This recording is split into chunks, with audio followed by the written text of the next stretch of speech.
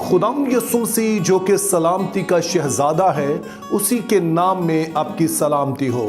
जब Christmas season का आगाज़ हुआ तो मैंने इस बारे में बताया कि बास कलीसियाओं में ये रवाज है, ये एक रवायत पाई जाती है कि वो क्रिसमस से पहले जो 4 इतवार आते हैं, इनमें वो मुख्तलिफ तरह की जो शमें हैं वो रोशन करते हैं, जिनको हम क्रिसमस कैंडल्स के नाम से जानते हैं। अब जाहिर है ये कोई खुदा का हुक्म तो नहीं है, लेकिन ये कलीसियाई रवायात हैं जिनका मकसद यसू मसीह की ज़ात और उनकी खिदमत के जो मुख्तलिफ पहलू हैं उन पर रोशनी डालना है और एक विजुअल मैसेज देना है, ताकि लोग बेहतर तौर पर यसू मसीह की खिदमत और उनकी ज़ात के जो मुख्तलिफ पहलू हैं उनसे बेहतर तौर पर वाकिफ हो सके। जो पिछला इतवार था यानी कि लास्ट संडे, हमने कैंडल ऑफ होप पर बात की। आज हम एक और कैंडल पर गौर करने जा रहे हैं जिसे कैंडल ऑफ पीस कहा जाता है। तो नया अहदनामा चूंकि यूनानी जुबान में लिखा गया है, तो यूनानी जुबान में जो पीस के लिए लफ्ज इस्तेमाल होता है वो है इरेने।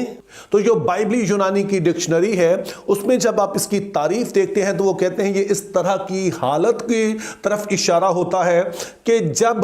किसी मुल्क में या किसी इलाके में किसी तरह से कोई जंग जारी ना हो, आपस में किसी तरह का तसादम ना हो, बल्कि लोग हम आहंगी और यगानगत से रहते हो। तो इस तरह की जो सूरत हाल है, इस तरह की जो हालत है, यूनानी जुबान में जो लफ्ज़ इरेने है इससे ये मुराद दी जाती है जिससे हमारा लफ्ज़ जो अमन, इत्मीनान या पीस जिसको हम कहते हैं वो आया है। तो 3 आयात मैं आपके सामने पढ़ना चाहता हूं जिससे आप समझ सकेंगे कि यसू मसीह ने आकर किस तरह से अमन कायम किया है। तो उनमें से पहली आयत जो है रोमियो 5 बाब उसकी 10 आयत है, जिसमें लिखा है, क्योंकि जब बावजूद दुश्मन होने के खुदा से उसके बेटे की मौत के वसीले से हमारा मेल हो गया, तो मेल होने के बाद तो हम उसकी जिंदगी के सबब से जरूर ही बचेंगे। अब इस आयत में जो पहली चीज बताई गई है वो ये है कि जो नस्ले इंसानी है वो अपने आप में, अपनी फितरत में खुदा से दुश्मनी रखती है। जैसे आपने पढ़ा कि इससे पहले कि हम मसीह में आए, दरअसल हमारी हालत ऐसी है कि जैसे हमारे और खुदा के दरमियान दुश्मनी हो। अब बाज लोगों के लिए शायद ये बात अजीब हो, लेकिन जो बाइबल मुकद्दस का वर्ल्ड व्यू है, जो बाइबली नुक्ता नज़र है, उसके मुताबिक जब आदम और हवा ने इस बात का फैसला किया कि वो नेको बद की पहचान के दरख्त का फल खाएंगे, जो उन्होंने इस बात के लिए तहिया किया कि हम खुद से अपने लिए फैसला करेंगे अच्छा क्या है बुरा क्या है, तो इस तरह से उन्होंने खुदा के इख्तियार का ना सिर्फ इनकार किया बल्कि एक तरह से बगावत थी। और बागी के लिए ज़ाहिर जो लफ्ज़ इस्तेमाल होता है वो दुश्मन ही है। तो इस तरह से हम देखते हैं कि आदम में होने के सबब से और फिर आदम की राहों पर चलने के सबब से हम जो है वो खुदा के दुश्मन ठहरे, लेकिन यसू मसीह ने आकर पूरी तरह से बाप की फरमाबरदारी करके इस दुश्मनी को खत्म किया। और अब से जो कोई मसीह यसू में है उस पर सजा का हुक्म नहीं है। उसका सबब यह है कि जब हम यसू मसीह में होकर बाप के पास जाते हैं तो वो हमें इसी तरह से देखते हैं जैसे कि यसू मसीह हैं, यानी कि जिनके दरमियान कोई दुश्मनी नहीं है। तो इस तरह से पहले नंबर पर जो कॉन्फ्लिक्ट यसू मसीह ने आके ख़त्म किया है इंसान और खुदा के दरमियान, वो यही है कि जो दुश्मनी है इंसान और खुदा के दरमियान उसे ख़त्म कर दिया है। और इसी आयत में फिर दूसरी बात बताई गई, इसी सबब से अब हम खुदा के दुश्मन नहीं हैं बल्कि अब हमारा खुदा के साथ मेल हो गया है। इसी तरह से जब रोमियो 7 बाब 23 आयत पढ़ते हैं तो उसमें भी हमें बताया गया कि हमारी अपनी ज़ात के अंदर भी एक तरह की जो कश्मकश दुश्मनी पाई जाती है। ज़रा सुनिए कि वो क्या कहते हैं, क्योंकि बातनी इंसानियत की रूह से तो मैं खुदा की शरीयत को बहुत पसंद करता हूँ, मगर मुझे अपने अज़ा में एक और तरह की शरीयत नज़र आती है जो मेरी अक्ल की शरीयत से लड़कर मुझे उस गुनाह की शरीयत की कैद में ले आती है जो मेरे अज़ा में मौजूद है। अब इससे पहले जो आयत हमने पढ़ी उसमें देखा कि आदम में होने के सबब से हम जो है वो खुदा के दुश्मन ठहरे, लेकिन यहाँ पर पौलुस एक और पहलू की तरफ इशारा करते हैं और वो ये है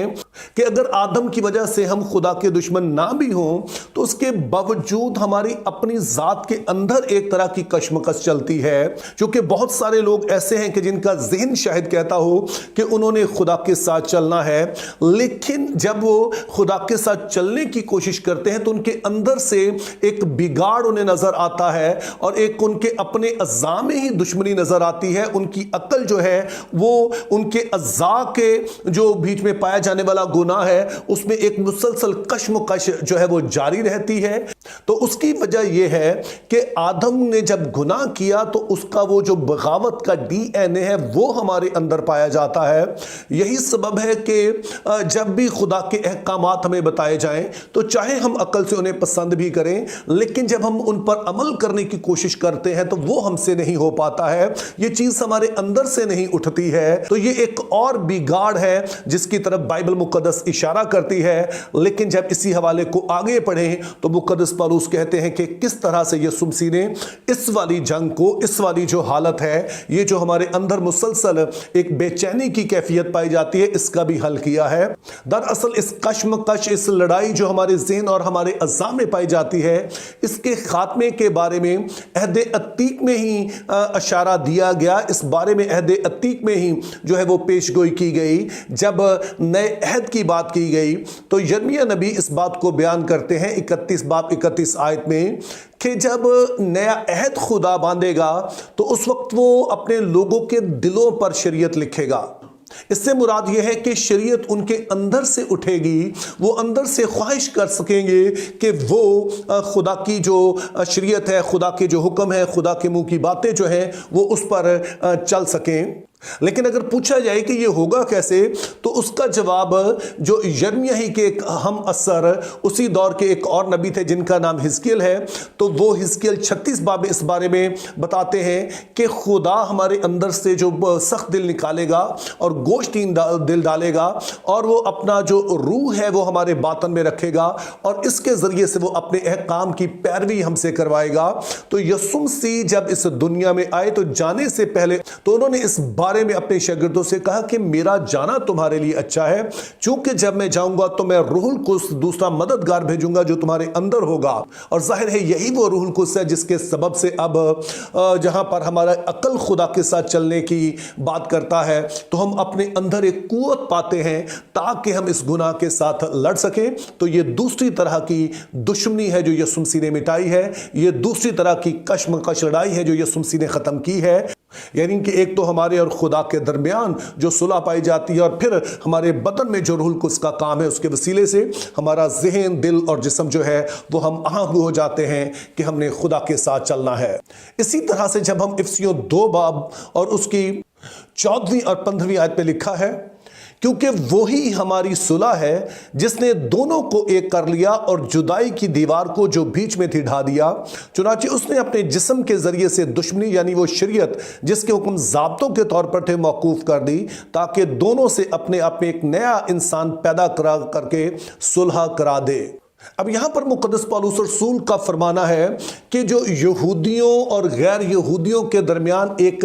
बड़ी दीवार खड़ी थी उसका सबब अहद अतीक था, क्योंकि उस वाले अहद के मुताबिक सिर्फ बनी इसराइल को यह हक दिया गया कि वो खुदा के हजूर में आ सकें। लेकिन जब यीशु मसीह ने नया अहद कायम किया तो अब सिर्फ यहूदी नहीं हैं जो कि यीशु मसीह के वसीले से खुदा के पास आ सकते हैं, बल्कि गैर यहूदी, गैर कौमें जो हैं वो भी अब खुदा की इन बरक़ात में शरीक हो सकती हैं, वो खुदा के साथ रिश्ता कायम कर सकती हैं और वो भी खुदा के साथ अपनी ज़िंदगी को बसर कर सकती हैं। और अगर आप इससे चंद आयात पीछे पढ़ें तो वहां पर मुकद्दस पौलुस रसूल का कहना है कि यीशु मसीह के वसीले से जो बाप तक रसाई है इसकी वजह किसी का बैकग्राउंड नहीं है कि किसी के पास शरीयत है या नहीं है, किसी के पास फलसफा है कि नहीं है, बल्कि सभी के सभी सिर्फ यीशु मसीह पर ईमान के वसीला से खुदा के फजल से नजात पाते हैं। तो इसलिए किसी के पास भी अब जो है वो फख्र की गुंजाइश नहीं रहती है। तो जो कोई भी यीशु मसीह में आ जाता है, चाहे उसका जो भी बैकग्राउंड हो, तो उसके पास फख्र की चूंकि गुंजाइश ही नहीं रहती है, किसी के पास भी फख्र की गुंजाइश नहीं है। तो इसलिए कोई ये नहीं कह सकता कि मैं बड़ा हूं, दूसरा कहे जी मैं बड़ा हूं, बल्कि सभी जानते हैं कि सिर्फ खुदा के फजल से, ईमान के वसीले से निजात पा रहे हैं। तो इस तरह से जो आपस की चपकलश होती है, यीशु मसीह ने वो भी खत्म कर दी। यानी कि जो यहूदी और गैर यहूदियों के दरमियान पाई जाने वाला एक पीछे सिलसिला था, दुश्मनी का आप सिलसिला कह सकते हैं, एक जो हम देखते हैं कि दीवार खड़ी थी, उसको भी यीशु मसीह ने ढाकर अब के सभी के दरमियान, तमाम इंसानों के दरमियान सुलह करवा दी। तो इसीलिए आज का जो इतवार है कि जब यीशु मसीह की इस खिदमत पर गौर किया जाता है कि वो है जो कि पीस लेकर आया है, वो है जो कि सुलह का पैगाम लेकर आया है, वो है जो अमन का पैगाम लेकर आया है, तो जरूर अपनी जिंदगी पर गौर कीजिए कि क्या आपकी खुदा के साथ सुलह है। तो क्या आपकी अक्ल, आपका दिल, आपका जो जिस्म है, इसके दरमियान आपके अज़ा में जो सुलह है, किसी तरह का बिगाड़ तो नहीं है। और फिर यह भी देखिए कि आपके आसपास जो लोग हैं, क्या उनके साथ हम आहंगी पाई जाती है। क्योंकि अगर इन बातों के बगैर हम क्रिसमस को मनाते हैं तो मना तो हम लेंगे, लेकिन जो क्रिसमस का असल पैगाम है वो कहीं पीछे रह जाएगा और यूं इसकी खुशियां जो हैं वो अधूरी रहेंगी। तो मेरी दुआ है खुदा हमें ऐसा करने का फजल अता करे। Think biblically, live purposefully, have a very good day.